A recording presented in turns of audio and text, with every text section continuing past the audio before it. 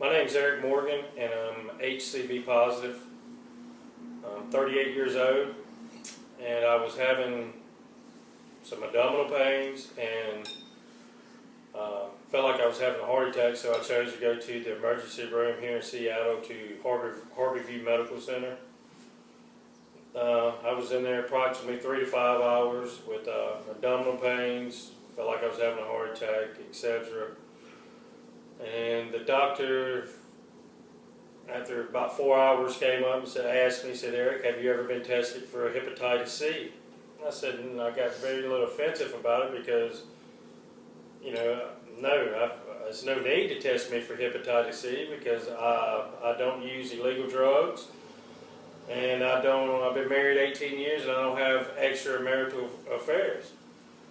And then he went to inform me that it's only like a 1% chance that you can contract hepatitis C through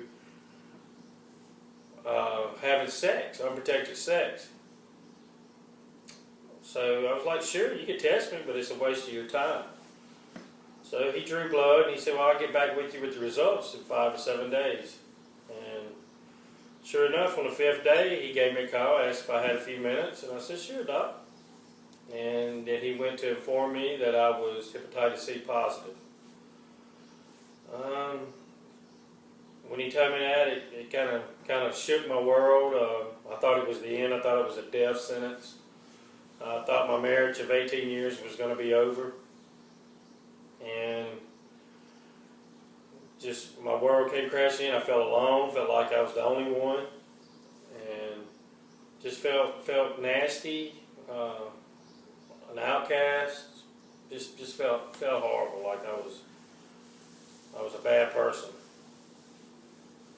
So from there, I went to some support groups to learn that it was not a death sentence and that it wasn't the end of the world, because I met people there that actually got treatment for hepatitis C, and they were in remission, meaning that they no longer had the virus inside of them. So that gave me hope. The first thing I started doing was eating healthier, eating a lot of leafy green vegetables, just stuff that wasn't processed. Meaning, if it takes a lab to make it, it's going to take a lab to get it out of you, because it's less stress on your liver. Taking in stuff that's not processed. So I started watching what I was eating. I quit smoking cigarettes. That was a big plus. I never was a big drinker, so I really cut the alcohol out. I started drinking nothing but water, and my symptoms, they went away. But I am still hepatitis C positive. I was given options on treatments, and the first one, it's not going to work for me because I don't have 6 months to a year to do the treatment, because I have my family. I got 3 kids, a wife that's dependent on me. So I chose to wait to start my treatment in October of 2013 on a new drug that's coming out into the market that's possibly going to take 2 to 3 months to get the virus out of me. Then right after that, they scheduled me in. They said I need to get vaccinated for hepatitis A and B, which I did. It was 3 shots. I've done 2 of them. I go back Monday of this year or next week to get my 3rd and final round of vaccinations for hepatitis A and B. Because when you get hepatitis C, A, or B, you're more likely to contract other forms of hepatitis. And that's not good, to your liver. So I've been, living with this that I know of I got diagnosed October of 2012, and my doctor, he was asking me if I ever had surgeries, blood transfusions, and I thought, well, yes, I did. Actually, I had a blood transfusion, and it was in 1991 in McGee, Arkansas. I had a 4-wheeler accident, and I lost a lot of blood, and they gave it to me. And he's almost 95% positive that's where I contracted the hepatitis C virus. And the reason that's been because I don't use any IV drugs. I've been married 18 years, and it's only like a 1% chance that you can contract it from having unprotected sex. It's like a 1% chance that you can contract it from tattooing. So odds were, after he looked at my medical records, that I contracted it through a blood transfusion in 1991. And if you're asking yourself, well, they test it. They test blood donations for hepatitis C and HIV. Well, I thought the same thing, but boy, was I wrong. They did not start testing for hepatitis C until 1993, which was 2 years after the fact that I had a blood transfusion. So we're almost positive that I've been living with it since I was 16 years old, so 22 years of my life I've been living with hepatitis C. It probably saved my life. And it's a sad, sad, sad disease because it could go, it's a silent killer, meaning people live a life and they die from it and they never know they've had it. And one of the big things that I was dealing with in my life is, just in denial that I didn't have hepatitis C.